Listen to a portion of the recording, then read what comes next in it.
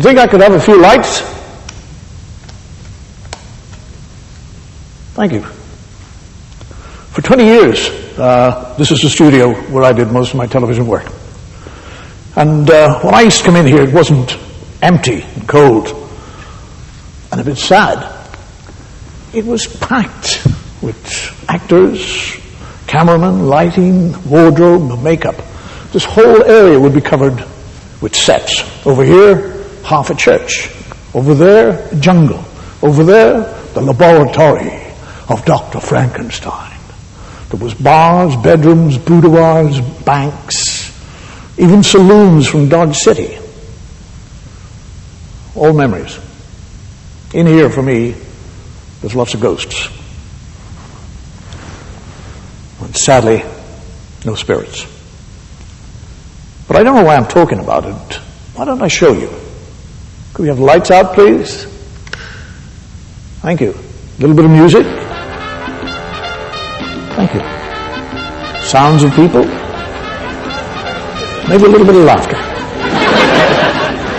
Thank you. Enjoy it.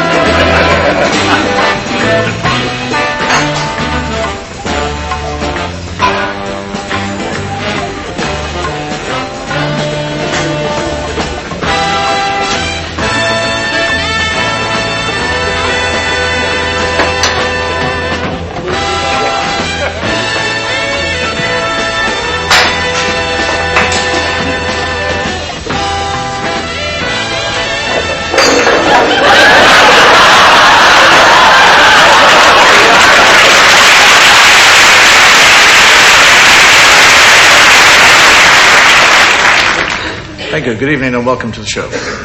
And may I say, your very good health. Cheers. It's extraordinary, in a way. It's very illogical, actually, when you pick up something which is purely alcohol and say to somebody, good health. When you actually think of the properties of alcohol, the damage it does to you, it destroys your brain cells, gives you enormous headaches, double vision, DTs, destroys your stomach lining, your bladder, your kidney, your liver. And we say, good health. We say, cheers. Good health. Long life. Happiness. We should be actually saying, misery. Short life, bad health. It's very odd, that, actually, isn't it? I mean, we don't actually pick up anything that's healthy. We never toast somebody with a glass of water or a cup of tea. I mean, if you're in a bar, you look across and you go... You're in a cafe with a cup of coffee, you know. One of the things that the Irish actually are accused throughout the world of being perhaps the most illogical nation in the world. Now, I don't actually think that we are illogical. I think that we are a nation of what would be termed lateral thinkers. I don't mean we lie down and think about it, but we approach subjects in a different way. For example, I guarantee you, if you go to Ireland and ask for directions from an Irish person, 9 out of 10 people will advise you not to start from where you are.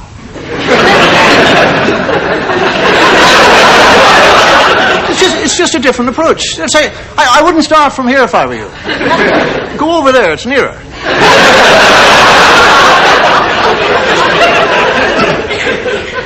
I actually I'd been out of Ireland for a while, and I went back and I was in a restaurant, and on the menu it said goose. I haven't seen goose on a menu for years.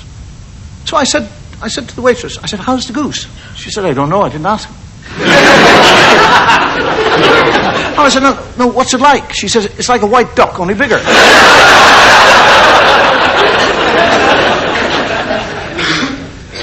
If you want to actually examine what is termed Irish illogicality, perhaps the best place in the world to go to is to courts. I watched a man in an Irish court, and the judge said to him, he's charged with some menial offense, and the judge said to him, how do you plead? Guilty or not guilty? And he said, would you mind awfully if I listen to the evidence? You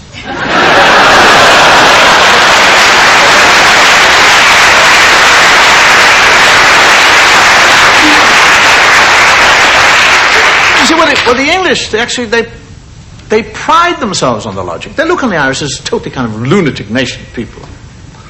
Well, I was reading recently where London Transport have lost, last year, 40 million in unpaid fares. And I thought to myself, well, if they applied Irish logic to that, they could save themselves a lot of money. All they have to do is to cut the fares in half, and they'd save themselves 20 million.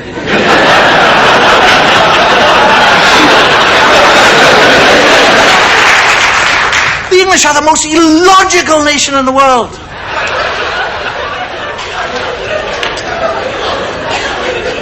And you're guided by the most illogical notices in the world. For example, in this theatre here tonight, the audience that are here are informed by the management that when you leave here, you must leave by the exits only.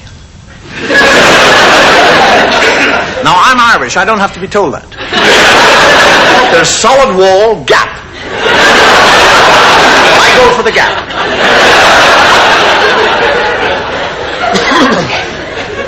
I live near a graveyard which actually has a sign which says, do not use the footpath to the crematorium. It is for patrons only.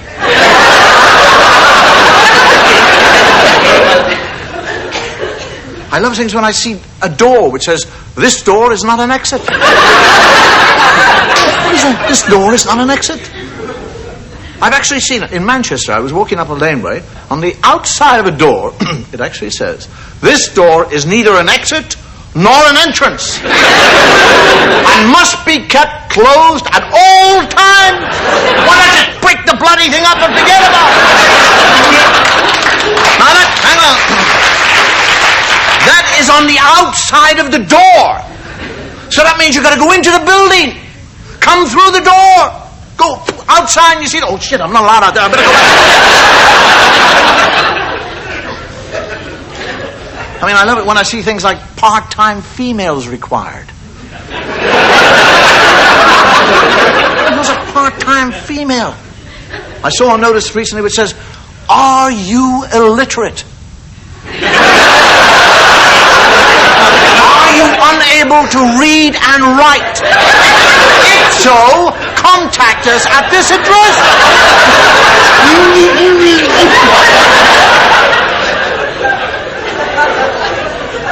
I mean, I go through Soho and I see it which says live girls dancing. What do you expect? Stiffs on a piece of elastic?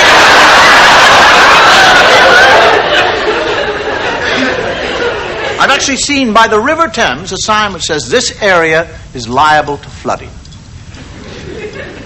If this notice is covered, do not park your car.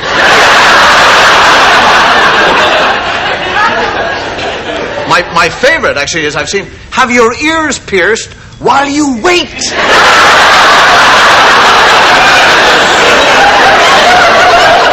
What else are you going to do? Take them off. I'll be back. Now, when we get to the illogicality of any situation, when I think the English, for some reason or another, seem to believe that they impart knowledge and information and understanding through proverbs. They speak in proverbial forms. They say, parents will say to children things like, never cross your bridge until you come to it.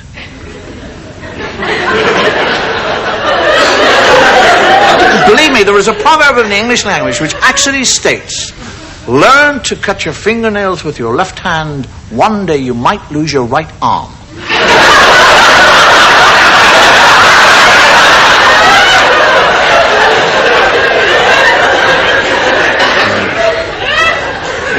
I mean, they're amazing, the English. I mean, they really are with your language. I mean, I was looking for a house, trying to buy a house a few years ago.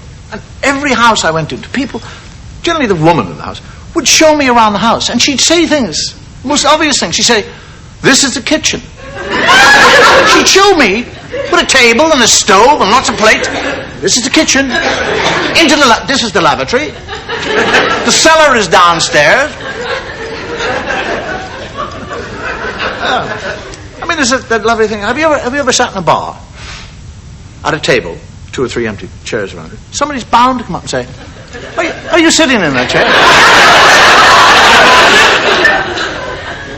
No, I'm sitting in this one. No, well, what I mean is there anybody sitting in that chair? Yes, there's 8 people having a gangbang.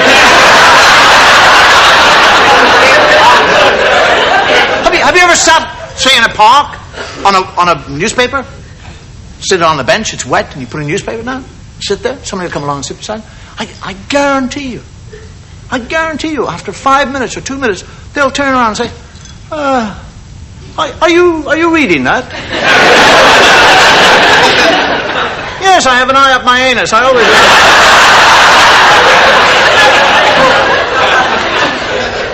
And the English, actually, when they meet somebody who doesn't actually speak English very well, they don't ever work it out and reason it out that the person does not speak English very well.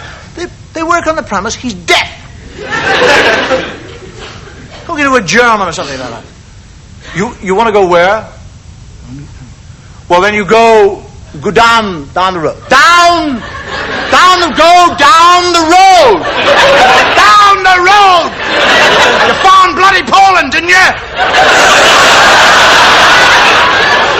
Within the illogicality of England, if I, for example, working on the assumption someday we'll have a nice hot summer, go into my garden, and I like the sun, and I decide to strip naked and lie in my garden naked, and my next door neighbor, female, looks out of her window and sees my nakedness. She can actually see my genitals. My private, oh my God, what a word, privates. She can actually phone the police and have me arrested for indecent exposure. Now, can you imagine that happening to you? Your career is wiped out. The company that hired, my God, I didn't know he was like that. Your wife will wander around, the neighbors will say, oh, poor darling, my God, imagine being married to a beast like that. Your children will go harassed in school, all the kids, your dad's a flash, your dad. And yet if she goes into her garden and lies naked in the sun, and I look at her nakedness, she can phone the police and have me arrested for being a peeping Tom.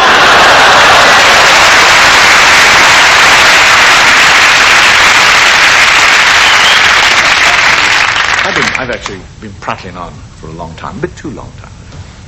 I think it's time, actually, that I did a little bit more damage to my health. And while I'm damaging my health, you can watch some sketches.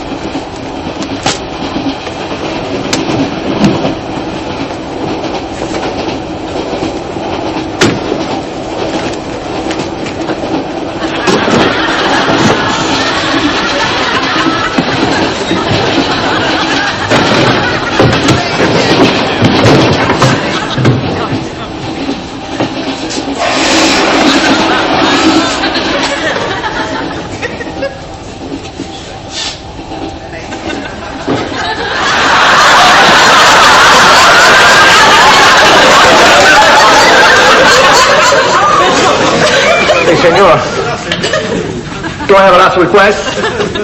Si, certainly. A cigarette. Why not?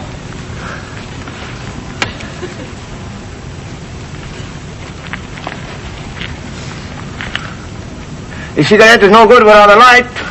Only one request.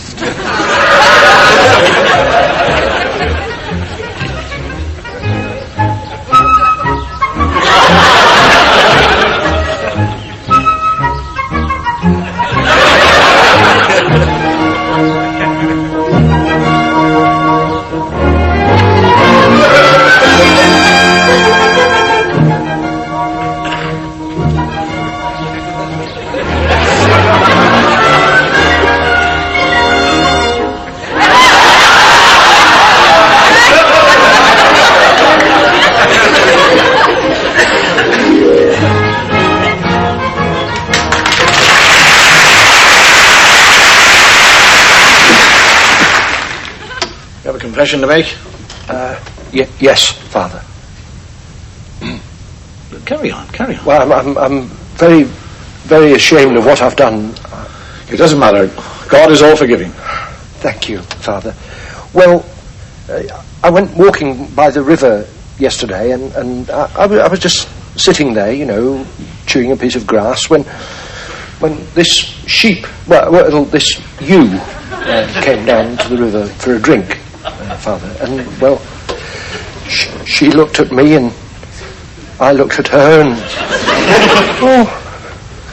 well, she had the most beautiful eyes I've ever seen. What? She had the most beautiful eyes. I heard you. She had beautiful eyes. Yes, well, Go on.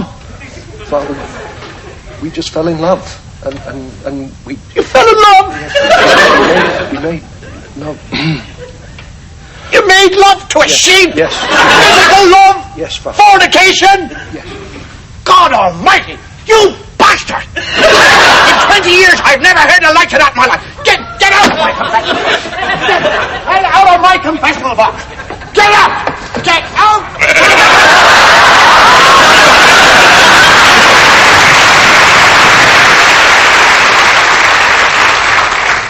You've probably gathered I was educated by the Catholic clergy. God's stormtroopers. One of the things I've never understand about the Catholic religion is what I would call the inequality between the sexes. I mean, as far as a woman is concerned, she enters the clergy, all she can do, the top job she can get, is Mother Superior. That's as far as she can go. Men can become priests, monsignors, bishops, archbishops, cardinals. They just keep on going up. And finally, the Pope. The other thing I've never understood about religion is that the higher you go in rank in the Catholic Church, anyhow, the better your clothes get. Have you noticed that? I mean, the priest, the little lowly priests, all drab, all black. Can the monsignors move up? They get a little bit of color.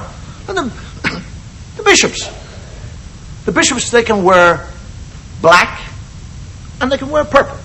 They can wear black with red trimming. Just slide up. The archbishops, they can wear black and purple. The cardinals can wear bright red. Black and purple. And the Pope, he can wear anything. He's got white, yellow, black, purple. Opens his wardrobe. He can wear rings, jewelry. Little hat, big hat, enormous hat. Can you see him in the morning open his wardrobe? Well, what shall I wear today? My matching accessories, eh? And the Pope, this Pope, this Polish Pope, he's a great traveller. Have you noticed him travelling? Travels everywhere. And the extraordinary thing is, have you seen him when he gets out of an airplane? First thing he does is kneel down and kiss the ground. And whatever host country he arrives in, that's what he does. And all the people stand there and say, isn't that marvelous? Isn't that wonderful? This emissary from Rome comes to us, and out of admiration for our land, he kisses the ground. Crap. He's like me. He's bloody terrified of flying.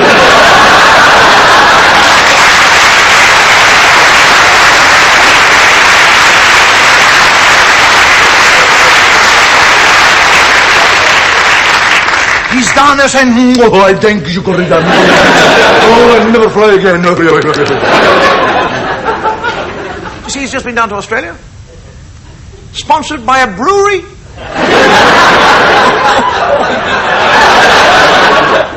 Durex next.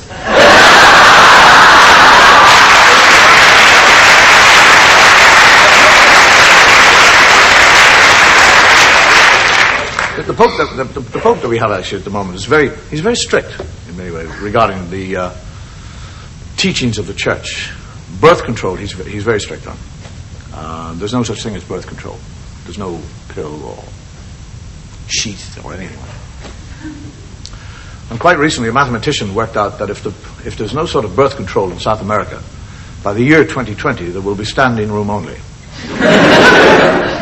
That'll put a stop to it.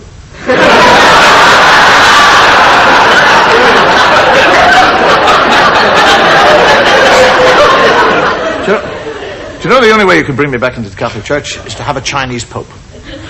I would love a Chinese Pope to be elected. Can you imagine receiving Holy Communion from a Chinese Pope? Kneels down. Oh, you going to have this here or take away?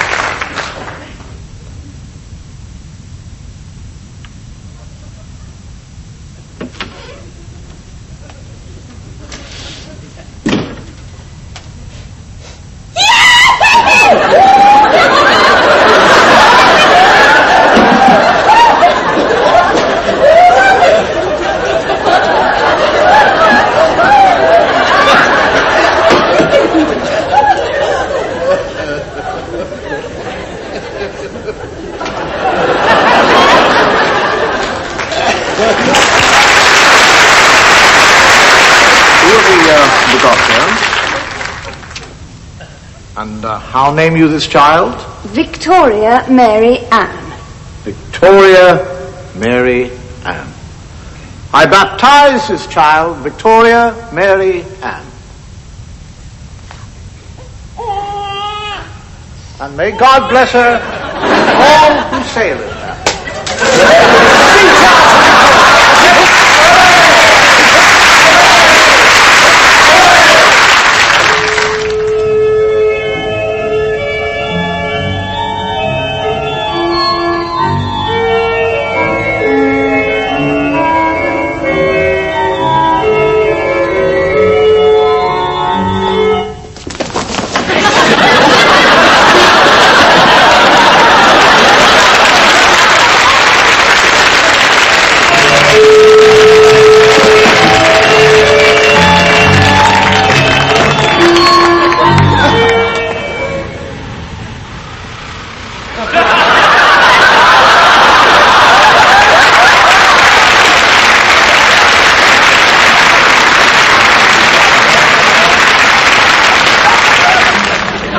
Dearly beloved friends of St. Jude's, it is with heartfelt joy that I ask the Bishop to bless the new chancel window. This beautiful work of art is dedicated to the friends of this parish, and in particular the choristers of this church, who have raised so much of the money to support this noble creation. Bishop. Thank you, Vicar. I offer my blessings to the diocese and dedicate this window to the everlasting glory of our Lord Jesus Christ. Hosanna in the highest. Hosanna forever.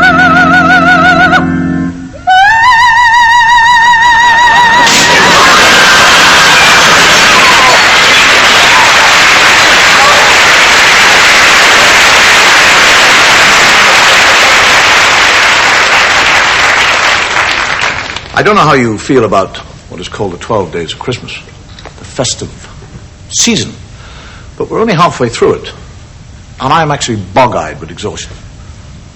Totally. I mean, the only reason I'm doing this show is when they said to me, would you like to do a show? And I thought, good. That'll give me a rest from the holiday. I mean, I don't know whether I'm getting older. Well, I know I'm getting older. And I'm quite happy to get older when you consider the alternative.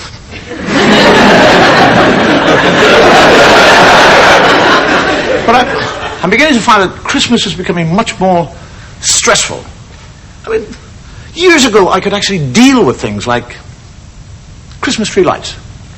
Now, I'm one of those few people, actually, I don't bring my Christmas tree into the house until Christmas Eve.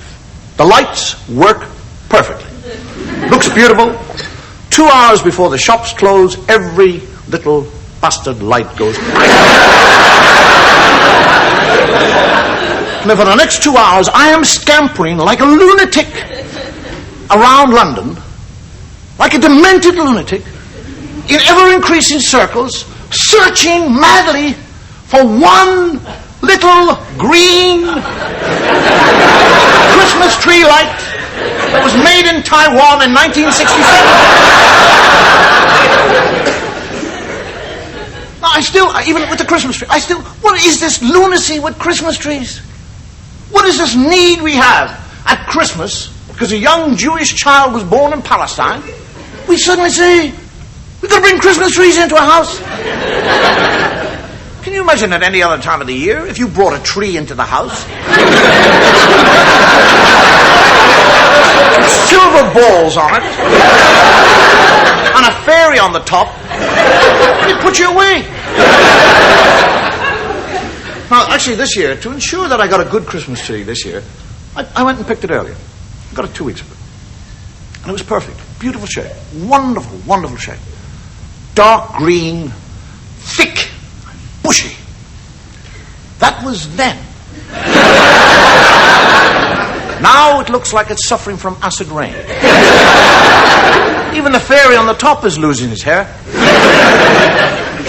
I spent half of Christmas sweeping up, cleaning up those pine needles so many times that the bag on the side of my Hoover looks like a fat porcupine. Now, the only thing regarding Christmas and Christmas trees is it's not only difficult to get a Christmas tree, but if you think back over the past Christmas, it's even more difficult to get rid of the bloody thing. I mean, you try and get rid of the Christmas tree at the end of Christmas, the dustman won't take it. You can't burn it because you live in a smokeless zone. And you find yourself, after the Christmas, surreptitiously creeping around your neighborhood, trying to find a builder's skip. And you can't find one, so you dump it in somebody's garden. And you think, thank Christ, got rid of it! Come back to your own house and there's 2 Christmas trees.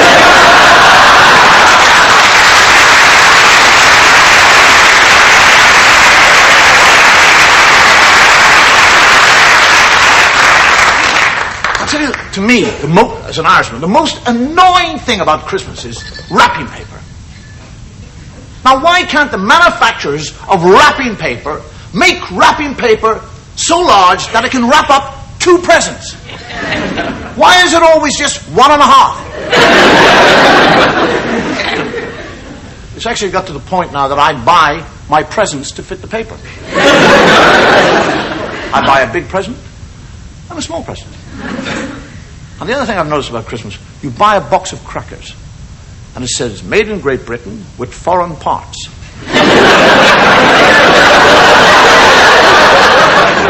Aren't we all? And the thing about that, the crackers, it's not the crackers so much, it's the hats. The hats you get in those crackers. Why can't they fit? You either get them slipping over your eyes, or they sit there perched on the top of the head. Now, who do they test these hats out on? I mean, are there 2 fellows in Singapore sitting in some little sweatshop, one with an enormous head, and one with a head 3 7/8? Oh, this for me! Horrify you! The thing is that indoor fireworks too. Have you seen it? Indoor fireworks. The serpent. You light it. Zzz, bingo! Dog turd. It looks exactly like dog turd. Mount Vesuvius. Dog turd. Hot air Zeppelin. A flying dog turd. It is actually one of the most stressful times of the year for all families are under tremendous stress. And if you watch yourself over Christmas, your family become enemies. Everybody needs wiping out. Smile tightens. Your voice, which used to be ho, ho, ho, ho, ho, is now up to no, you can't! Stop it! Put it down! If anybody does that again, come on! My God, we're meant to be having a good time! Find yourself to... Stop it! Stop it! Stop it! Boom! Stop it! Stop it! Boom!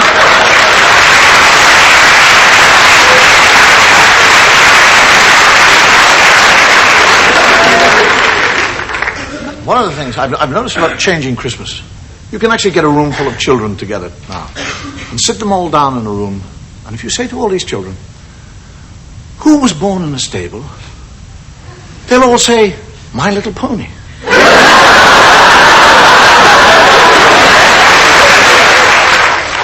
I actually think it's about time that we got on with the show, don't you? Hello there, Sam. Hello, Dave. All right. See the match the other night? Morning, terrible, eh? God, they're getting worse. Hey!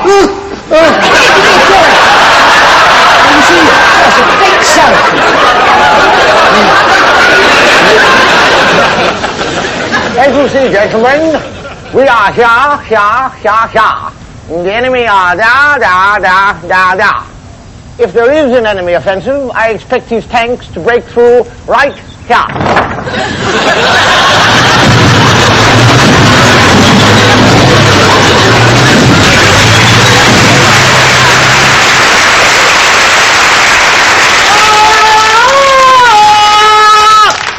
Me, Tarzan!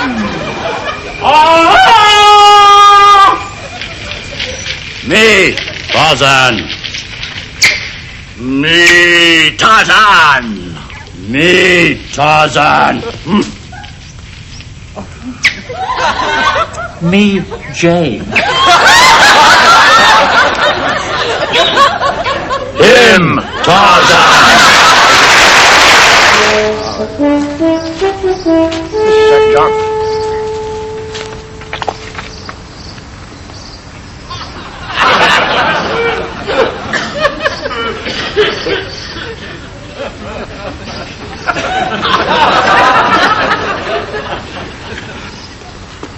Always wondered why you were called Little John. Out, damn Spot. Out, I say. I said out.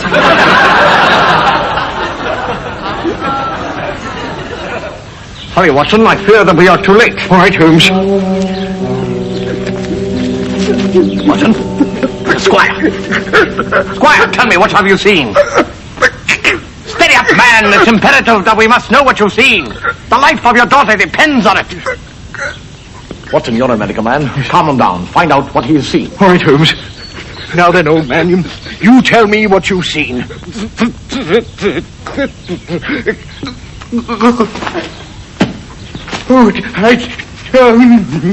Watson, what has he seen?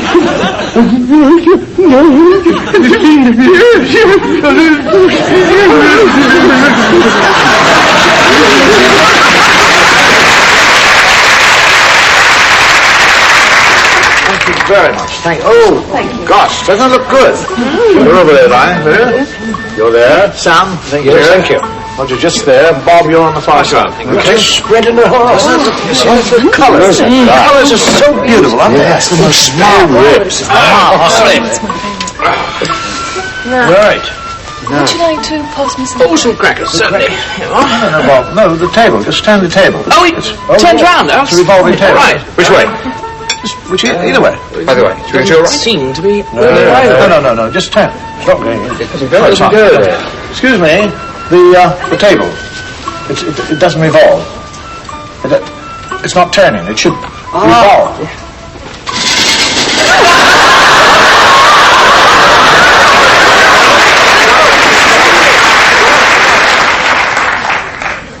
According to Greek mythology, the god Zeus created women or woman to punish man.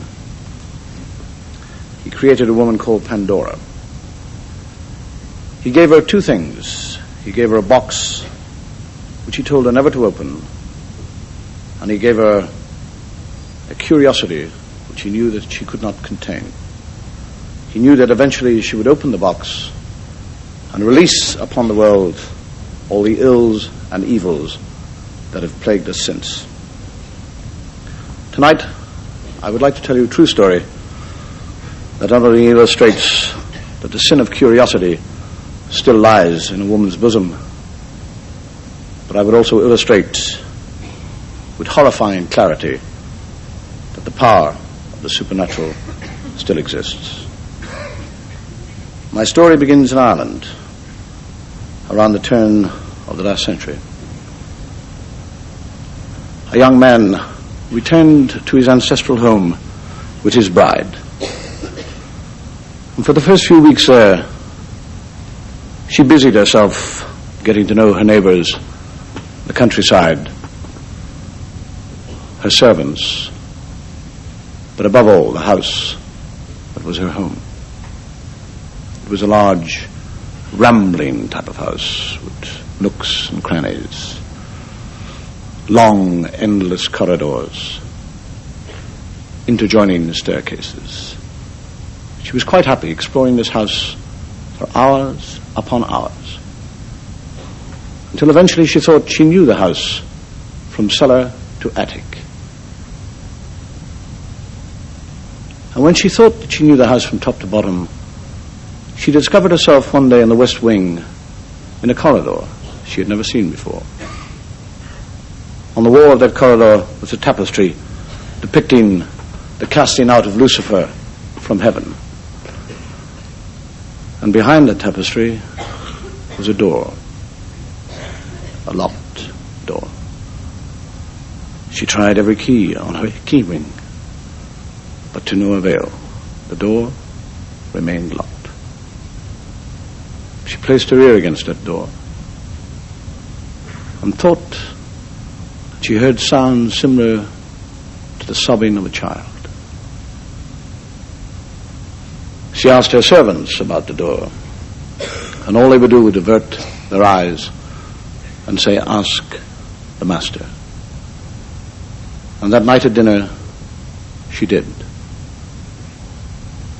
She said, "What is the room? What is in there? Why is it locked?" A coldness came over her husband. He looked at her with eyes that were both angry and frightened. He said, "You must never, ever attempt to enter that room." And she said, "Why?" And he said, "I do not know. All I know is that in 400 years my family have lived here. Nobody has ever set foot in that room, and nobody will. Please do not bring up that subject again. Do not talk to me about the room or the door." The weeks passed, but she could not get rid of this thought of the door. She was intrigued with it. Her curiosity was aroused. The room was like a magnet. It drew her back time and time and time. She would stand in front of that door and wonder what was in there. And then fate smiled on her, or so it seemed.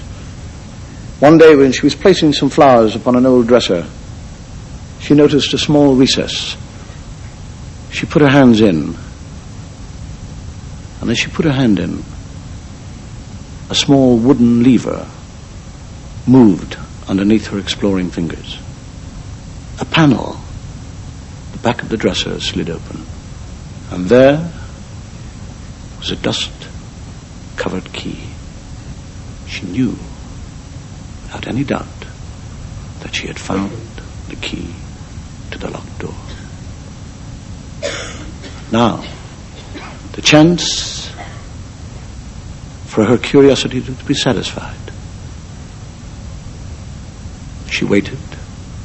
She waited. She waited. Until finally her husband was called away on business.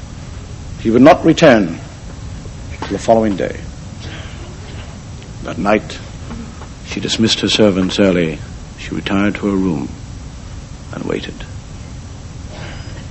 And when she was sure that the house was completely still, with a smile of anticipation, she took the key from her pocket and, aided by the flickering lamp, ascended the darkness of the stairs, down the corridor, until at she last stood in front of that door which had intrigued her for so long. With beating heart, she put that key into the door, and a single hollow click, it opened, and the door slowly moved inwards.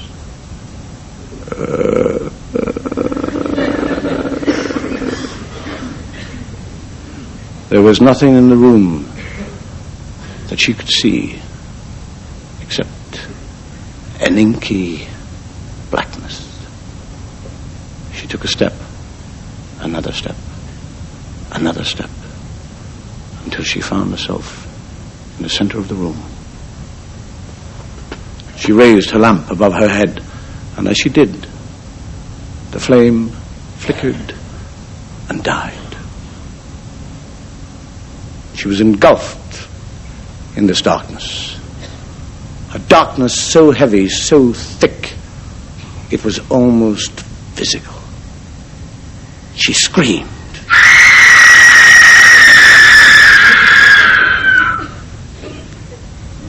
It was the scream of a woman totally terrified. A scream of a woman who knew that she was about to be destroyed by her own curiosity. A woman screaming because she had finally found out what was in that room. And mingled with her own screams was another sound, a sound so obscene, so primeval, it defied definition. She looked over her shoulder only to hear the door slowly close, knowing that whatever escape she had was cut off. And as the door closed, it not only cut off her escape, it cut off her last fearful sobs.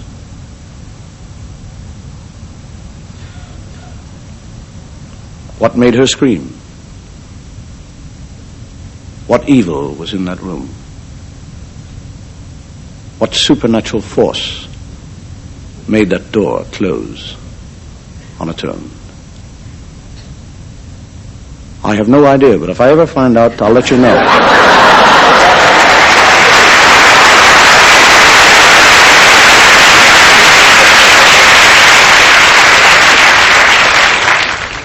My dearest Queen, I am near to death. You have been a wonderful wife and mother. Take care of my son. Teach him to be honest and a worthy successor to my crown. And as for you, my love, weep not. I would not have thee sad. Nor would I have thee a widow. Thou art far too young and beautiful to spend your life in widowhood, mourning me. My dearest, I give to you the key to your chastity belt.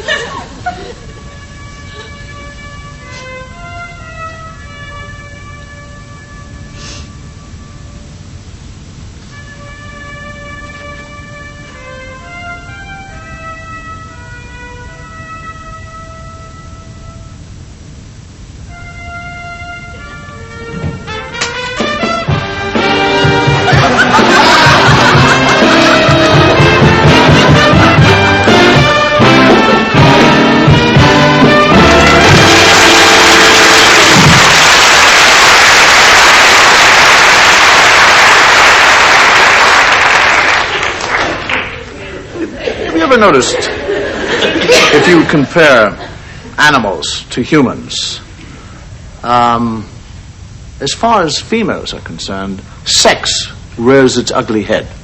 What is normally complimentary to a male becomes a total insult to a female. For example, if you say of a male, he's a ram. He's a real... You actually think of great sexual prowess. He's a ram. Bull. He's a real stag. I mean, people say that. Stag. Oh, stag. He's a stallion. Oh, highly complimentary. But you get the female of the species and you apply it to a female. You call a woman a cow. There's nothing nice of you, cow, fat cow, stupid old cow. But if you say to somebody, he's a gay dog, you're thinking of somebody who's, she's a bitch. Sly, sneaky. Fox. You think of a fox, he's clever, sharp, intelligent. Vixen, mean, crafty. You can't even say a male person or a female person. You actually say things like person, chairperson. I mean, chairperson. We all know it's a female sitting on the chair, but it suddenly becomes a chairperson. We're not allowed to say female. And even when it actually comes to advertising for occupations, you can't advertise a certain sex. I actually saw an advert which says, urgently wanted, person to breastfeed. And just to show how stupid that ad was, I applied for it.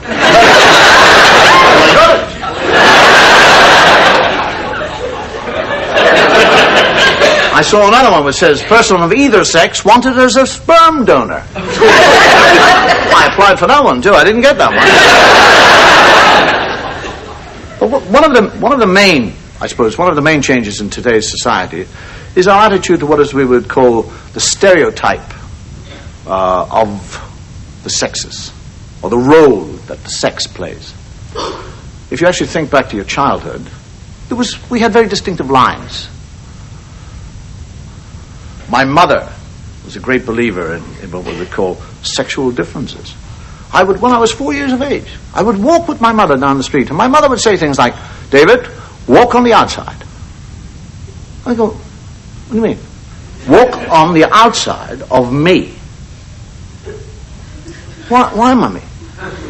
It leaves your sword arm free.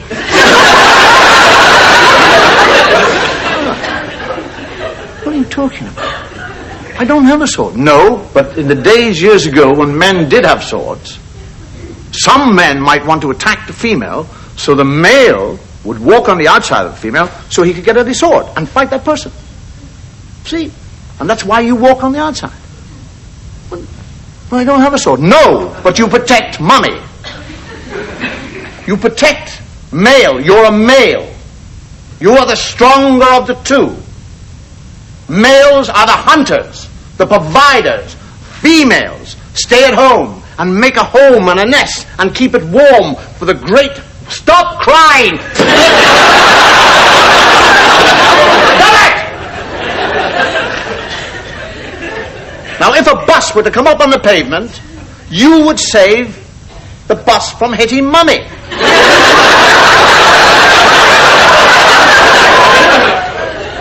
I can't stop a bus, no, but the bus would hit you and stop before it got to Mummy. Up yours, I'm going on the inside.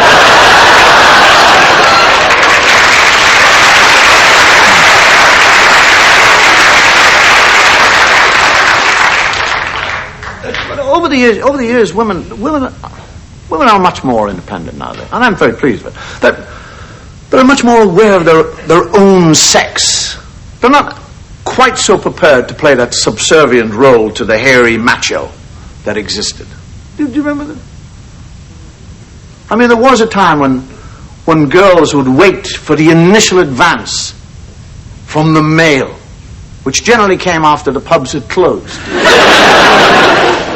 And in between technicolored yawns and belches, herself or her body was subjected to a kind of groping, fumbling attack. And And if she had suddenly said, "All right, take me," he'd go.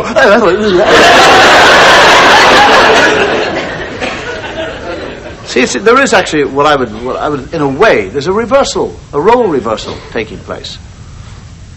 Women are much more, as I say, independent. They're much more prepared to go out and pick up somebody. If they fancy some fellow, they're not going to sit on the other side of the room and wait for some kind of magical thing to happen. A woman is quite prepared to go across and pick up the fellow, pass a compliment, tell him he looks nice, got nice clothes, like your hair.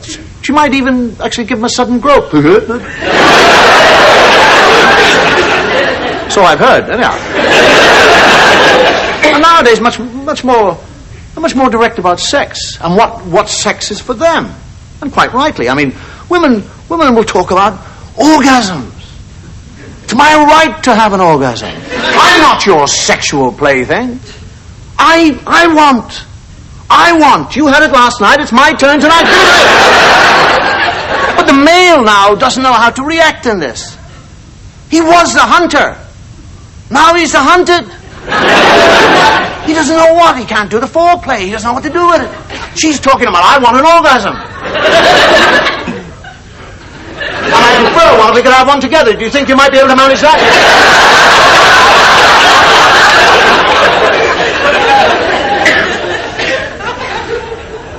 The male, he doesn't know what to do. He retreats. Basically, males now are talking about, she's like, are we going to make love? Or are you just going to lie there?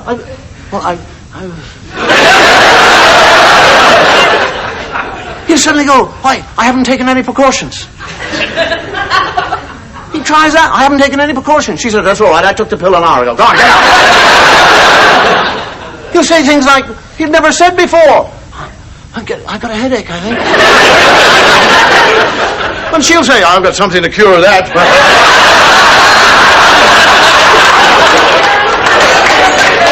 There's a total turnabout now in male and female sexual relationships. The male is actually faking the orgasm. He's lying there going,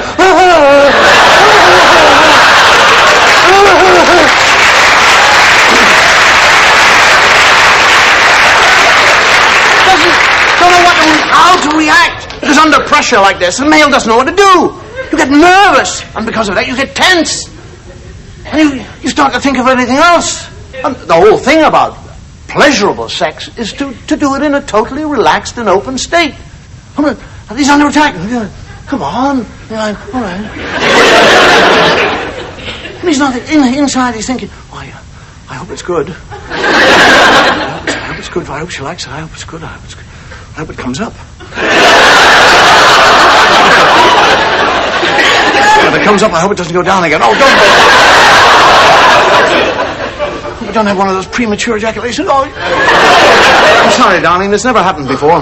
Shit. Lovely thing of fantasy. When fantasy is introduced, the female will actually say, can't you think of anybody? So it's an escape for you. You go, no. So neither can I. Let's go back to sleep.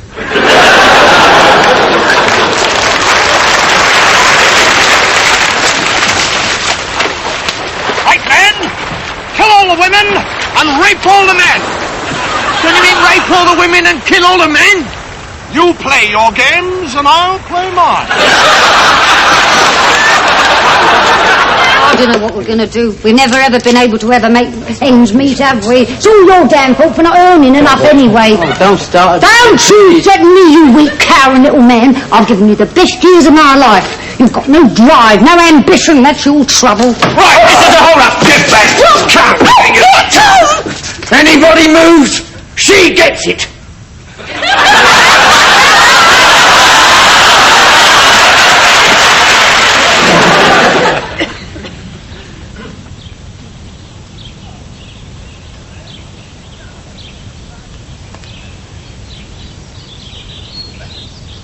I can't stand that chap. Young upstart. I realised that he insulted my Felicity last night. Really? Yes. I actually have a good mind to challenge him to a duel. I don't think that's a very good idea. Why not? He's the greatest duelist in the world. Well, I shall just have to make sure that my expertise matches his.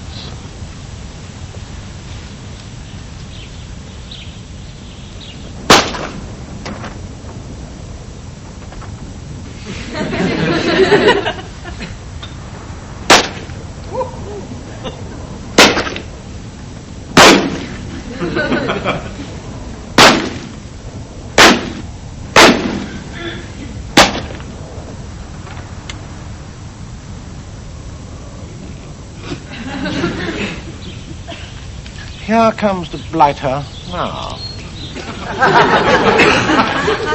Excuse me, sir. May I have a word with you? Certainly, sir. 3 weeks ago, you insulted my wife. Really? Very well, sir. My seconds will wait upon you. Swords at dawn.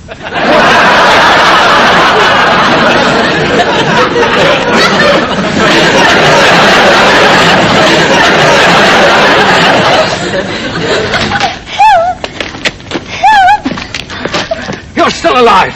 Thank God! That means the 845 hasn't left yet.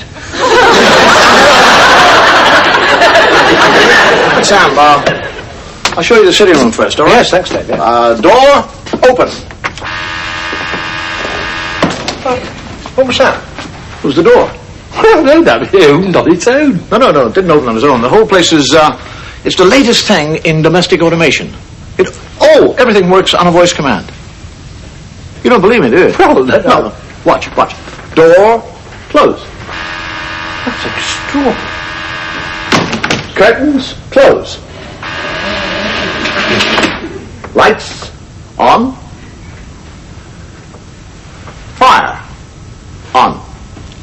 Oh, that's ridiculous. No. What's Say the fire. This is my favorite. Television. Channel 3 on. Cancel. Return. I'm speechless. Can I have a go? Yes, do. Door open. Curtains open. Lights off. It's really like God. That's amazing. Fire off. Anything else? Everything here. Chair.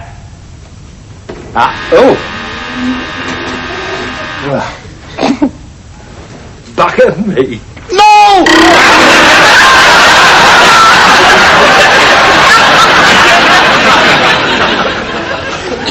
One of the other things I loved as a child was going to the cinema. And I actually feel that children today are missing a great deal. Because going to the cinema when I was a child was marvelous. It was a big event. It was an adventure. It was a moment. Nowadays, I honestly believe children would be quite happy to stand in the foyer and just play those Space Invaders. But when I went to the cinema, they were totally involved in it. A sense of excitement. The lights would go down. Every child in the cinema, we'd all cheer. The lights would just go. There was a love scene. There'd be 800 kids going. I get a tits, aren't you? If the machine broke down, the projector broke down, we didn't moan. You'd have all the kids all walking around going.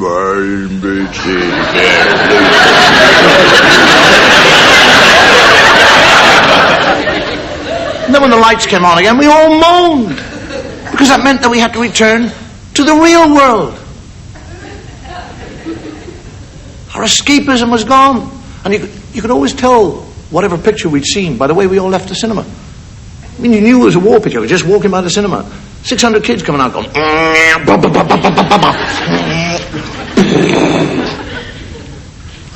Robin Hood. I love The Invisible Man. I'd be walking along the street and I'd be going.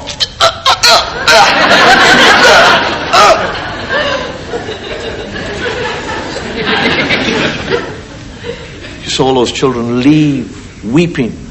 You know that Lassie had cut his pad again. And there was much more value in those days as a child. You not only had a main feature, but you had a second feature. Lots of cartoons and the trailers with all the exciting bits in it. And not only that, but it was exciting to go to the movie because you had all the dodges. You didn't just go up and give them money. You didn't have the money. So you pulled dodges. There'd be 8 or 9 of you. And only one would have the money, so you'd buy the ticket. And in you'd go. And as soon as the lights went down, you'd dash across to the exit door and fling it open. And hundreds of kids would get in. Scatter, scatter, scatter! Because the ushers were the closest thing to a kind of reincarnation of Hitler. And the other thing was always, if you were in the cinema, to pick up an old ticket and carry it with you. Because as soon as you broke in on that scatter movement and sat down, you'd sit there and chew this bit of ticket. And the usher would come up and he'd point the torch. Did you pay to get in here? Yes. Show me your ticket. And you go, there it is. And you go, something like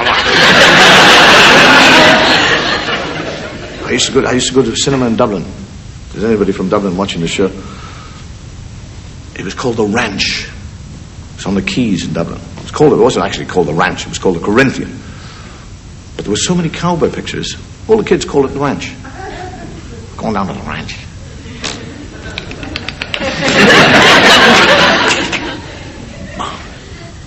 And then we discovered there was a method, if you were in the school lab, of getting a halfpenny and dipping it in silver nitrate.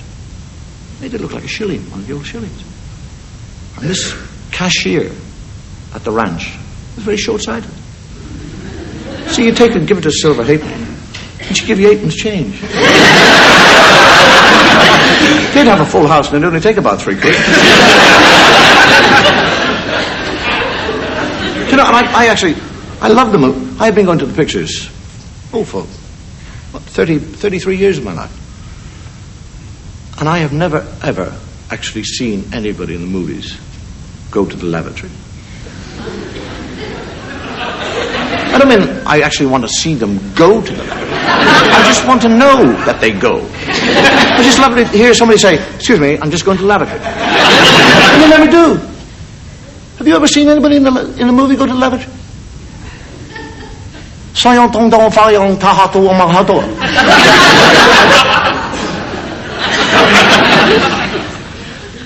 Have you? God, that was difficult, wasn't it? I mean, you take a movie like the 10 Commandments. There's Moses and 40,000 Jewish people, and they walk from Egypt to the Promised Land. And not one person ever said to Moses, excuse me, Moses, do you mind if I dart behind the hill and have a crap?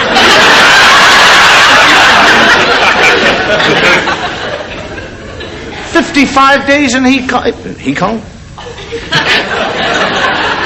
55 days in Peking.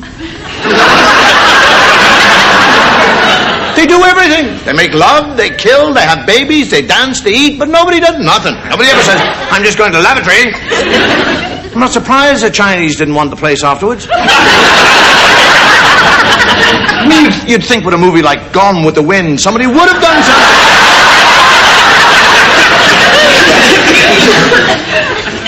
Cowboy pictures. How many times have you seen cowboy pictures? The saloon. Have you ever just seen a sign that says lavatory? Gents. And those cowboys are eating beans and drinking beer all day. They don't even fart. They do, that's why they're shooting off those guns all the time. But it's not only the people, the animals. You see all those horses have you ever looked at the ground? There's nothing on it. I live in the country, I walk 5 minutes. It's everywhere. Put in those cowboy pictures, all those horses tied up, nothing.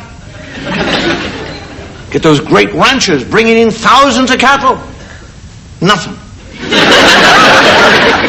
I mean, how did they do it? How did they stop it? Is it kind of 3 minutes before they start taking the movie, they say, all right, put the corks in.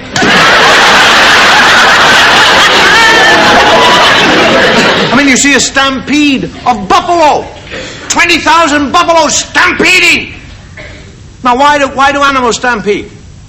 Because they're frightened. And what happens to any living creature on this earth when he's frightened? Your anal nerve goes. And yet when that dust clears, 20,000 buffalo, there's not one turd on the ground.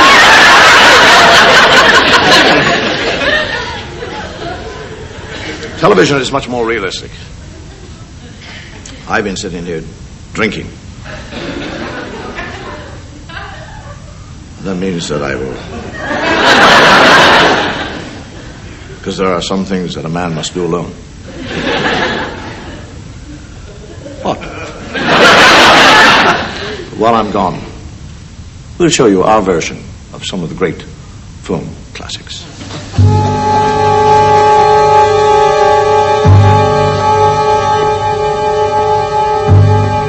I'd go home, Miss. Jack the Ripper's about.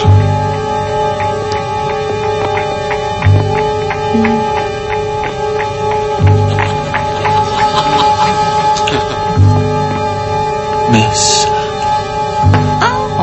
Oh, hello, Ducky.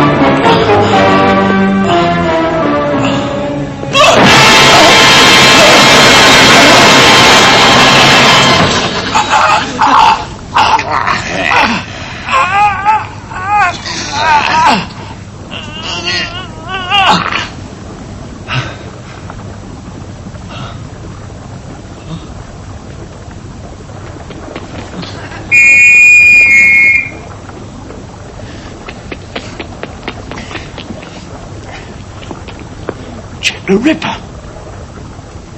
Well done. The Commissioner shall hear of this. Dr. Jekyll.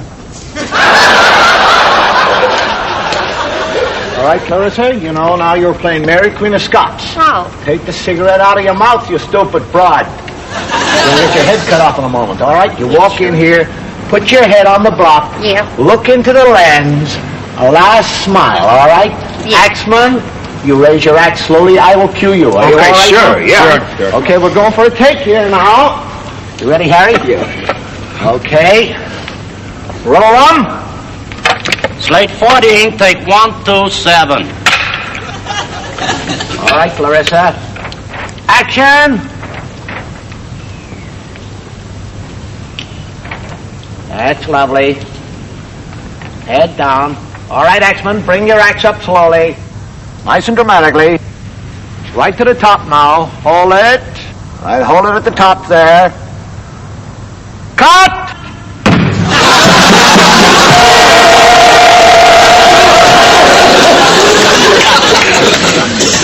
Good evening, Mr. President, Mrs. Lincoln. Hope you enjoy the show. I'm sure we will. Good. Come along, dear. Thank you. Here we are. Good evening.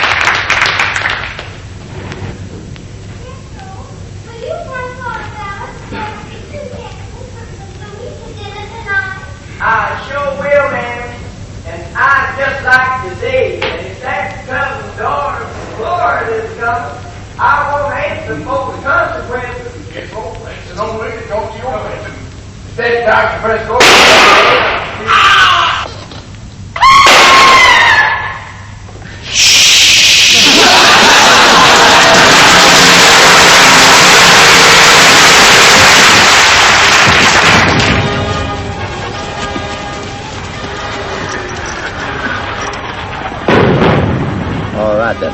2 minutes to 0. UK Smith, Kowalski, Morelli, Palmer. You guys okay? All right, just before we go, a few words. You all know how vitally important this mission is. You'll also know that our chances of coming out of it alive are 0. But you 6 men have been chosen because you're 6 men who love to fight. And I couldn't ask to have 5 better men than you 4. It's not only that you're men who love to fight, but if you believe in something as strongly as you 3 do, you're prepared to give up your lives for it. Makes me feel proud to stand here beside you 2, knowing that the pair of us will do our duty for God and country. If this mission is successful, Hey! Wait for me! Wait for me!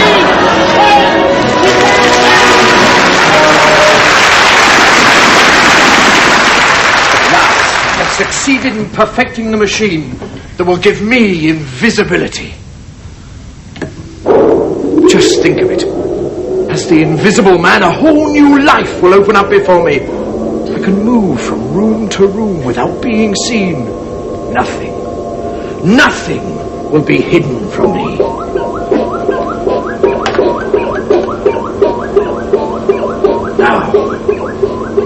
Now to achieve my lifelong ambition.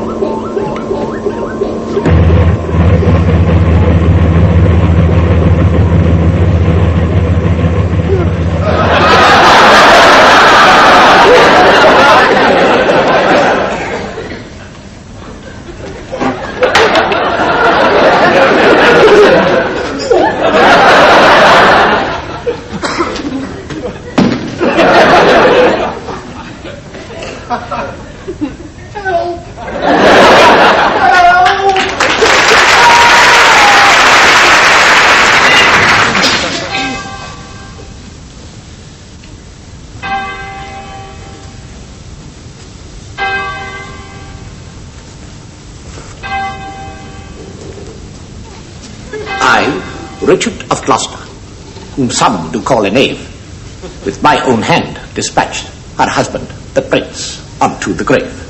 And now she hates me. But love is close to hate, is it not? And I, with sweet words, yea, and with tears, will prove to her that all was done for love. And by such words will wipe away her mournful frown. I'll marry her, and so to gain the crown.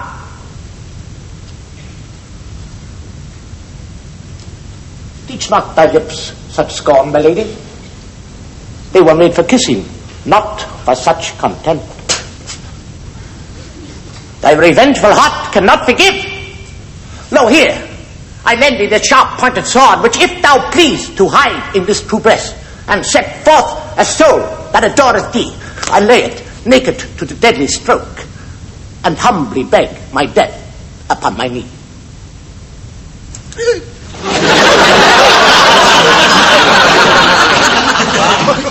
You are not supposed to do that.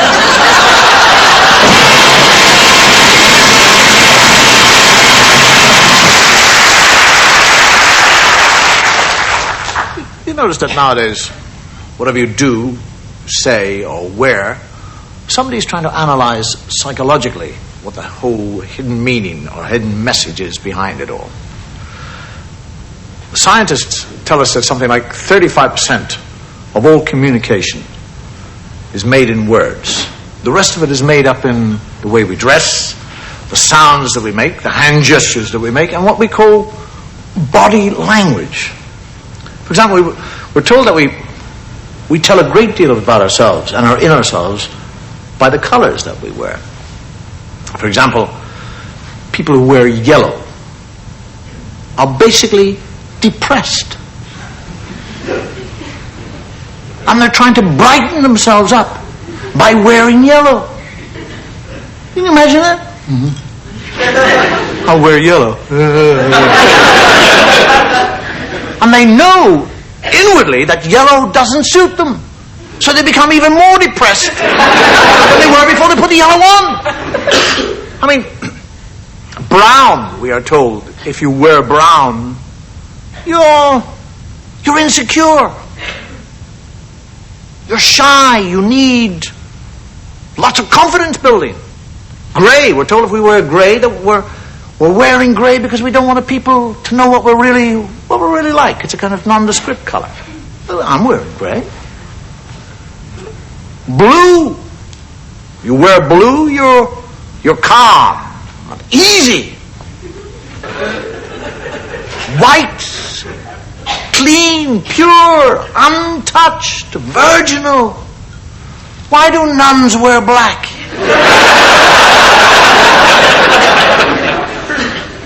Red. Red, as far as women are concerned, is sexually aggressive. That's what they're actually saying. They come into a room and they're actually saying, "This is my body. It's mine and I'm proud of it. And it does wonderful things.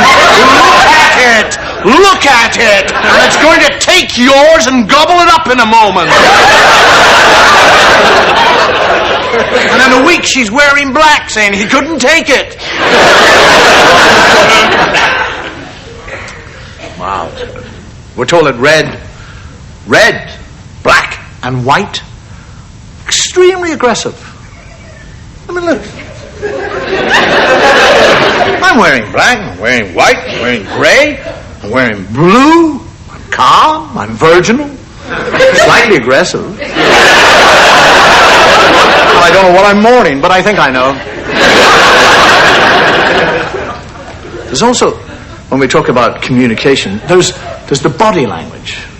It's become now, in a sense, a science. Now that people actually believe in what the body language. There's all sorts of gestures, messages we send through our body. We'll be sitting very still, but our body is sending all sorts of messages.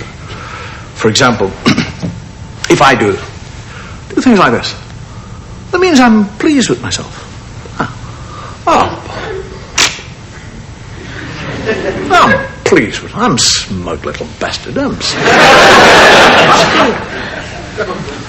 I get to folding the arms.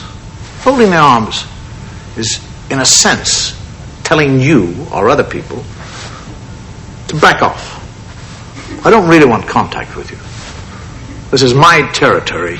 Stay out, okay? I'm building barriers, so push off. See? This, the legs. When I do that, I'm guarding the genitalia. That's what I'm doing. I really don't want anything to do with you whatsoever, okay? And if I do this as well, I'm really telling you, push up. You're not going to screw me.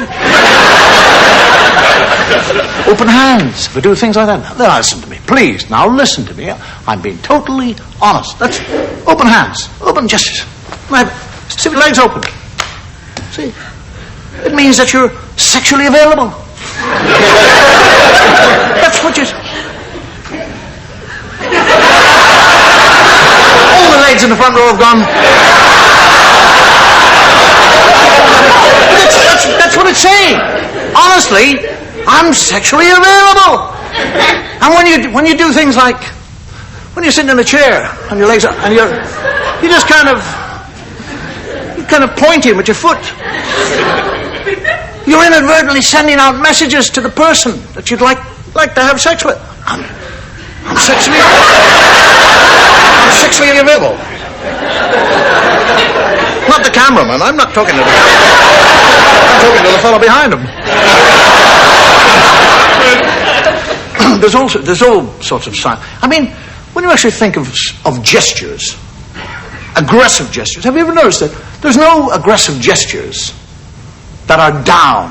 Have you noticed that? They're all up, aren't they? I mean, that's an aggressive. Yeah! You never do. Maybe you're in a car and something. You wouldn't. You wouldn't mean it. You're gonna go. Yeah. All those signs are all up. Like. somebody behind you in the car blowing a horn. You get a mirror. That one. You wouldn't put your hand out a window and go.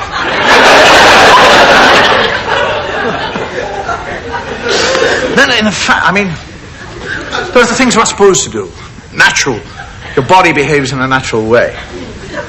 Yawning, for example. When you yawn, what actually happens is your body is taking in more oxygen. But somebody, somewhere along the line, has applied what they would call rules, good manners. You never yawn. You never yawn.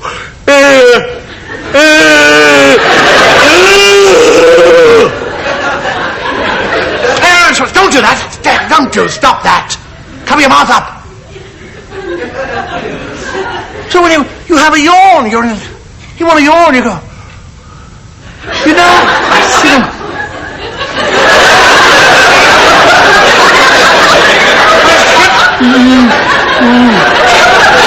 You ever seen people say, it's like your jaw. But in your own house, in the privacy of your own house, when you actually wake up in the morning, don't you yawn? And it's beautiful. You don't sit in bed when you wake up in the morning. Clang, clang, clang, clang. You don't go.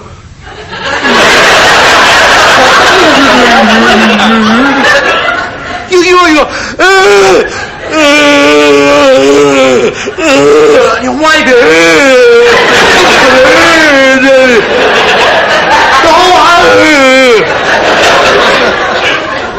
Same as scratching.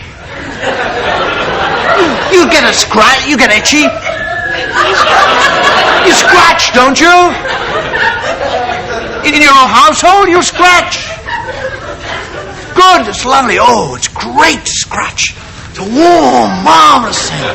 Oh, it's bodily contact. It's marvelous. You actually get other members of your family to scratch you. Scratch. There, down. Oh, up. Don't cover your mouth. Yawn properly. She's sitting out there going.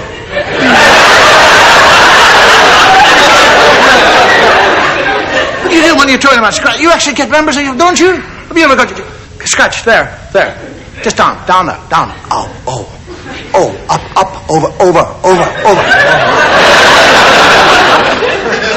And yet in public, we're not allowed to scratch. We're not allowed to contact our bodies. You find yourself going to talk to your bank manager, trying to borrow money. In the middle of this discussion about rates and interest, you get a little itch. You won't go, excuse me, I have an itch. I'm about to scratch it, all right? It's nothing filthy or dirty or unclean. I happen to have an itch there. And that would be it, finished. You don't do that. You sit there. And the itch begins to spread.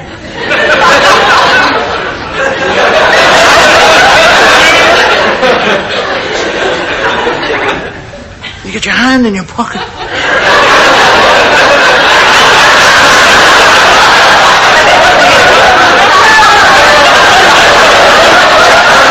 have a yawn at the same time. It looks like you're having a fit. You're sitting there going,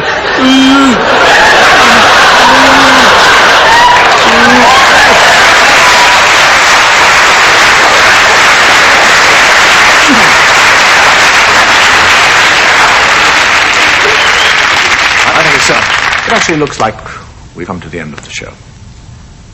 But I have one last item. The entrance was modified to suit the new orientation, and the avenue leading up from the banks of the River Avon was completed.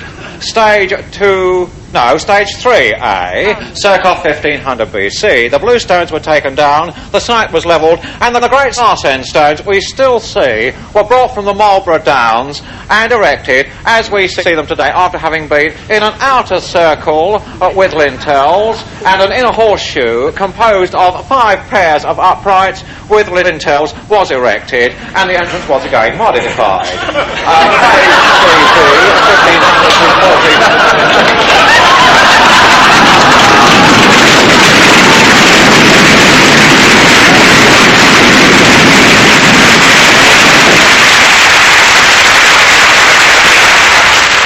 Well, there you have it. Thanks for watching. I hope you enjoyed it. Good night, and may your God go with you.